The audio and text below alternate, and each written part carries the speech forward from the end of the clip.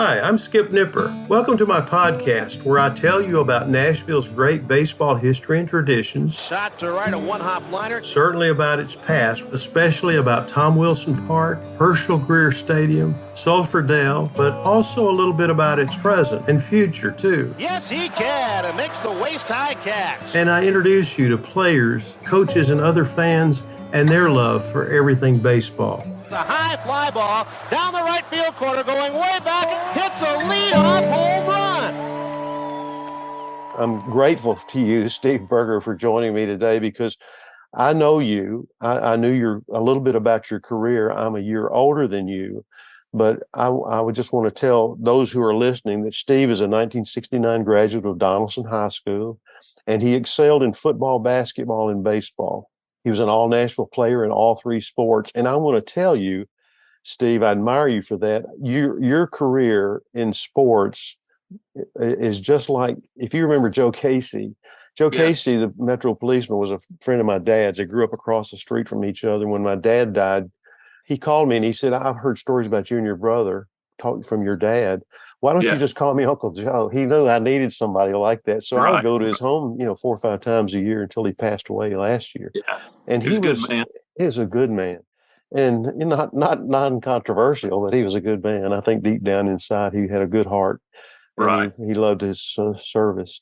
But he was similar to you in your career. He was at North High School many years before you. But, you grew up in Donelson. You played Little League, Babe Ruth, American Legion, post-'88 baseball.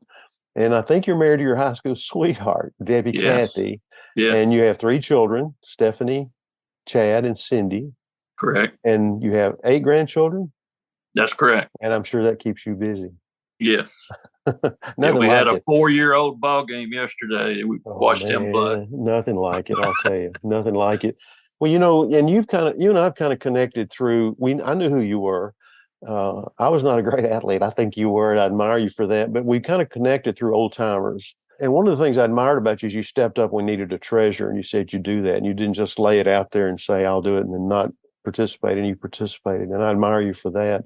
And I love old timers. Yes. I just have a dear love for it, and so that we can continue some of the things that people like Farrell Owens and Roy McDonald and others laid out for us. And Larry Taylor was Junie McBride. Those were great old names, and they just loved old timers. And I'd be proud to know we continued on. So anyway, I admire you for being the treasure. I know your sports career was broad, but particularly since this is a baseball podcast, when did you first pick up a baseball? Do you remember? I went out. Donelson Little League had tryouts, and it was just any team. And I went out when I was 8, and I didn't make it.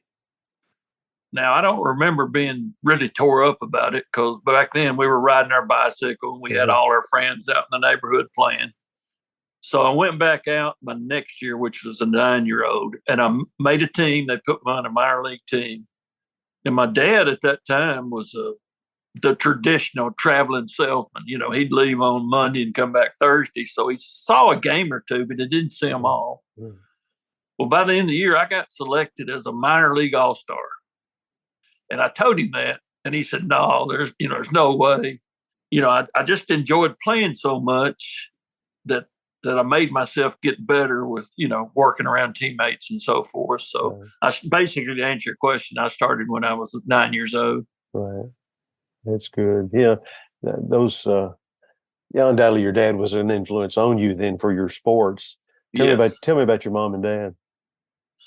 Well, they raised 9 kids. We'll start with that. I've got 5 sisters and 3 brothers. We had 1 bathroom, which really made it you had to get up early to get in the bathroom. So I still get up early, and I tell my wife that's why I wanted to be first at the bathroom. And my dad, he worked at the same job for probably 50 years, ended up dying of cancer. And my mom was always a stay-at-home mom, which makes sense because you got that many kids, you got to stay home and take care of them. They were always there. When I played any sport, they were there. I don't care if it was 300 miles away, they were going to be there. So, and they never they only supported me that way. They didn't come and say, you should have done this, this, or this. They just were there. That's good. Yeah. And those were my parents. Yeah. Did any of your siblings play sports? My older brother played and my younger brother played. Not long, but they both played a little bit of football. Yeah. And my sister plays a bunch of golf, and I didn't even realize she was such a good athlete until she told me she's playing. Shoot, that's great. In some of the early years, as early as 1966, I found that you played, I think, for Lions Club and Babe Ruth, and named the All-Star team, and maybe played for Kiwanis one year. I did find out that you threw a no-hitter against Lafayette in the district tournament. Yeah. Right. And you won the district crown when you threw a one-hitter against Lebanon. Do you remember any of those times, or was there a highlight for you during those years, the Babe Ruth years? Obviously the no-hitter was the big game. I remember my coach at the time, Mr. Wilson, and he was a big influence on me, not fundamentally, but just as a person. Yeah. And that seemed to be a theme of the guys I played for. They were just good people. Yeah, I remember playing at the old Babe Ruth Park, which is not there anymore. It's gone. Right. And I do remember the tournament, vaguely, but I guess the no-hitter obviously was the highlight of that. I guess so. Yeah. When you went to high school, there were some great players. There are some great names that run concurrent with yours, like Mike Willis and Jeff Peoples, and even Wayne Garland, Butch Stinson, Richard Hurt. I remember playing against Richard Hurt when he was at Lytton. Johnny Kyle, now I think was he a pretty good baseball player? He was a teammate of yours at Donelson. Yeah, he was a real good player. Who else at Donelson? Bill Bevins was he was a year behind me, but he was a catcher. He caught me in a lot of the games I threw in. Kenny Johnson, you remember Kenny as a football player, but he was a good baseball player too. Yeah. They had some guys before that. My brother-in-law, who's now deceased, was W.A. Wright. Yeah. And W.A. played on that 64 team. Yeah. And that was a big influence on me because I used to go watch him play every game. Those are the ones that come to mind. What'd you play at Donelson? I know you pitched, obviously. What else? Did you play another position? Played outfield. I played center field and pitched, yeah. Did you have a pretty good arm from center field to home plate? Yeah, it wasn't bad. I got it there. Now, your Bill Jones was your coach. And he was my football coach, too. Yeah. What kind of influence was he on you? I liked him. He was a good man. He moved down from Kentucky, I think Glasgow. I really liked talking to him. He was the kind of guy that if you had any issues, you could go and talk to him. And I liked that as a coach. Oh, yeah. So he was a good man. Tell me about Post 88. Your coach there was? Corlew Bowden. Corlew was like a second father to me. Yeah. And his wife, Pauline, was an ex-business college basketball player. You remember, I'm sure, those teams. Oh, yeah. And she was tough. She didn't hold back. Yeah. But they were good people. They fed me well. I would eat a steak every Sunday. And they were big Vanderbilt fans. Yeah. So when I started getting recruiting, they were really pushing me to go there. But I enjoyed playing for Corlew. He was the kind. He was a good man. He didn't know fundamentals, but he was a good man. He took care of us. Yeah, how successful were those Post 88 teams? I think we won our division or whatever that Post 88 league was, and then went and played in the state. We went to Memphis and got beat the first game, 1-0. So it was brief, but Post 5 had Butch Stinson and some people like that. It was a good league.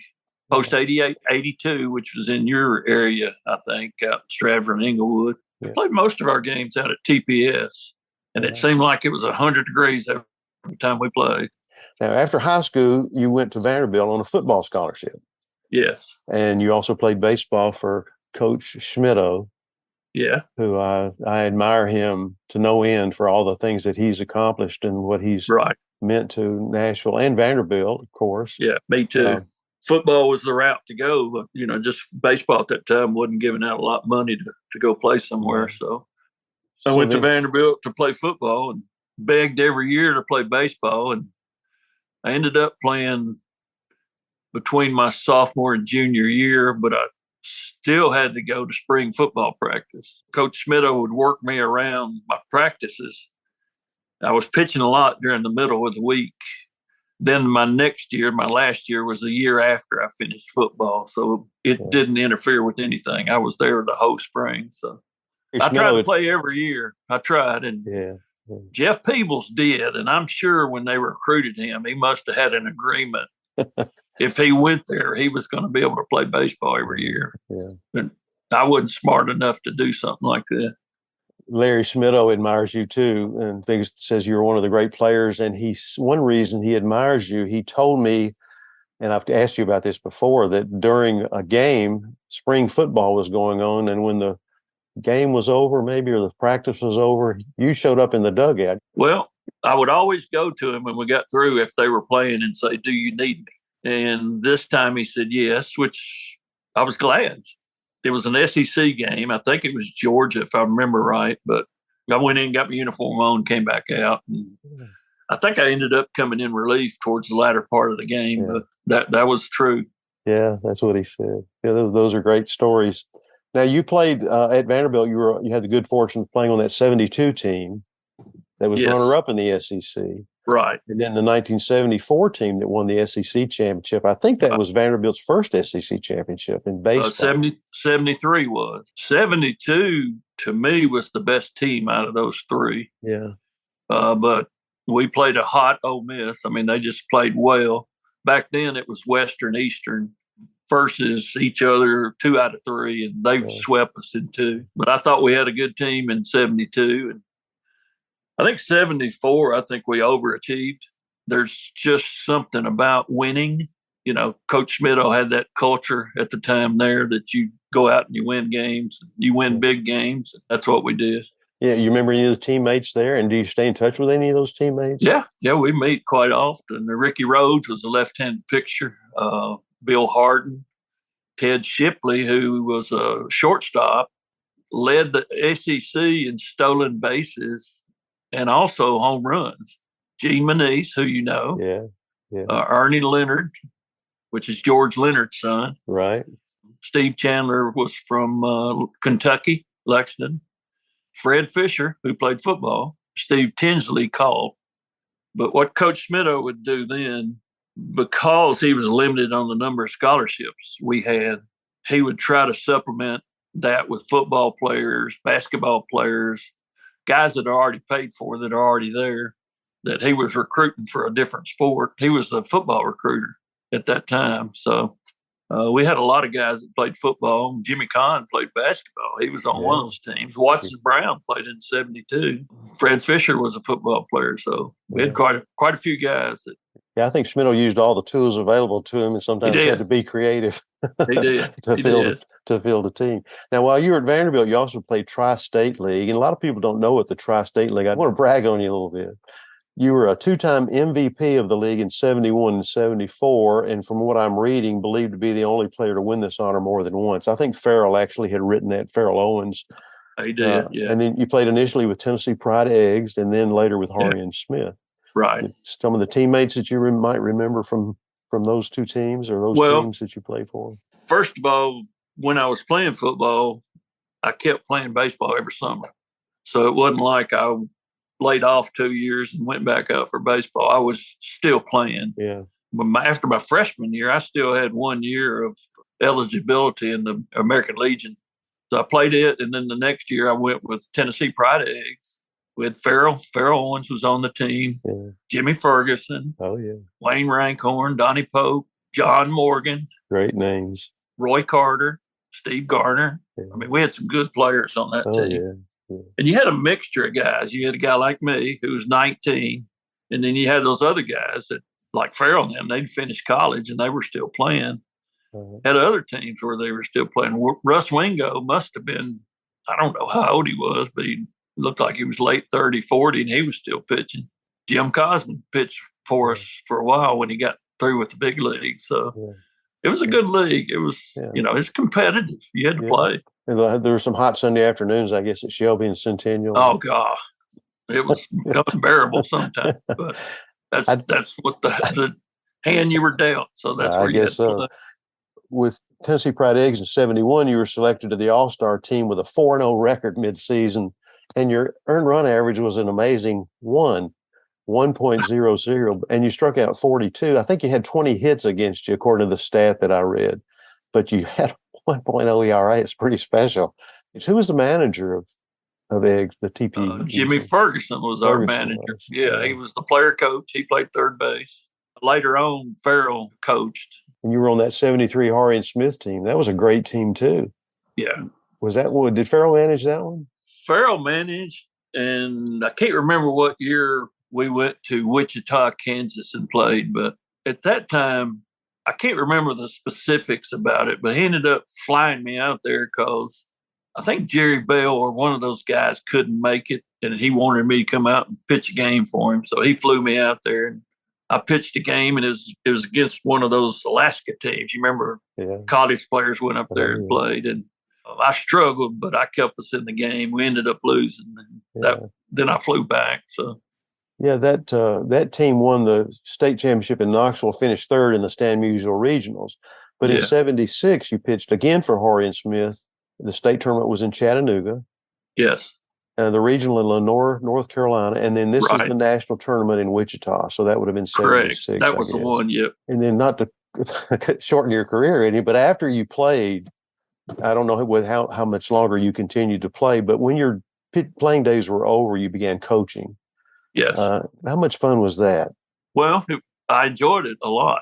I just wanted to be around the sport, and be able to participate in it in any way that I could. Yeah. My first year, I coached at Twitty City, and then I moved over to Worth, who just started their own program there.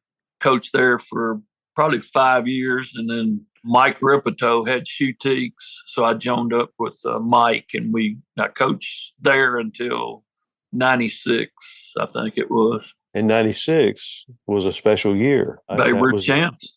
Babe Ruth World Series championship. Yes. Manio, North Carolina is where we played. Wow. Little bitty town, but that was back where when your players went to the tournament, you stayed with host families, which was for a coach the ultimate because you didn't have to keep up with them. I've told people who are listening about your success in sports, but did you have a favorite between football, baseball, basketball? Baseball was always my favorite.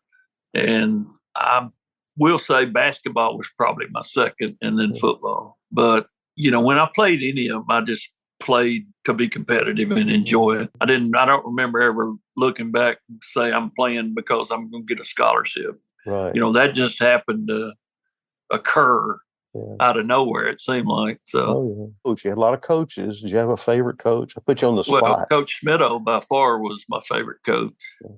If it wasn't for him, I wouldn't have got a degree from Vanderbilt. My last year of football, I was a bad student. I just didn't apply myself and ended up basically getting told not to come back by the university. And that was going into the 73 baseball year. So I was ineligible to play in 73, and that's why I ended up playing 74. But I was married and had a daughter, and I was just going to go to work, start making a living. I don't know if I'd ever gone back. I know I wouldn't have gone back to Vanderbilt. I'd gone to another college maybe. Right. Coach Schmittou calls me, and he says, "You got another year of baseball eligibility." I said, "No, I didn't know that." I said, "I got two problems. One, I can't afford it. I didn't make it academically." He said, "Let me see what I can do." So Steve Sloan, that was his first year as a football coach. So he went and talked to Coach Sloan, and Coach Sloan hired me as a graduate assistant, which paid for my school. And then he went, talked the university into letting me back in under conditions. I had to take some 6 weeks courses over at Scarrett to kind of get back in eligibility, and then ended up playing that 74 year. But I would have never played that year if he hadn't called me. I asked Larry to give me something I can ask you, Larry Schmittou, and he said, be sure and ask him what his GPA was at Scarrett.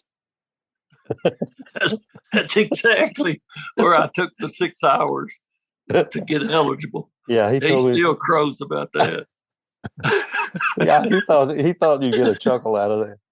It was better than it was at Vanderbilt. Let's put it that way.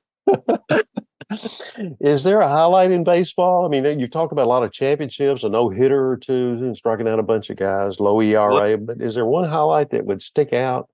After playing football and not being as successful as we wanted to be. You know, we win 3 or 4 games a year. I just coming back and playing on a championship team like we did in 1974. To me, that was the highlight of, you know, my college career, but probably among other things, that was probably my biggest memory that I really cherish. How about an accolade or two? You were inducted into the Metro Nashville Public Schools Hall of Fame in 2018. I'm sure that was a special one for you. It was, yes. Are you retired? Or I am retired, yeah. What did you do? Well, I was always in the construction material business. The last company I was with manufactured block, and I kind of looked after 5 plants. That's what I did pretty much through my career. Well, Steve, this has been a delight. We've covered the highlights. I could sit and talk to you all day. I mean, I think that's one of the great things about old timers, that we can connect on the subject of baseball and, of course, many other things. Family is just about everything. Yes. Faith, family in our country. And baseball is up there. It's not in that top 3, but it's up there. Yeah. I'm grateful that we were able to have this conversation. I'm grateful to know you. I'm grateful for you to spend your time. I admire you. And once again, I'm glad that we are old timers together.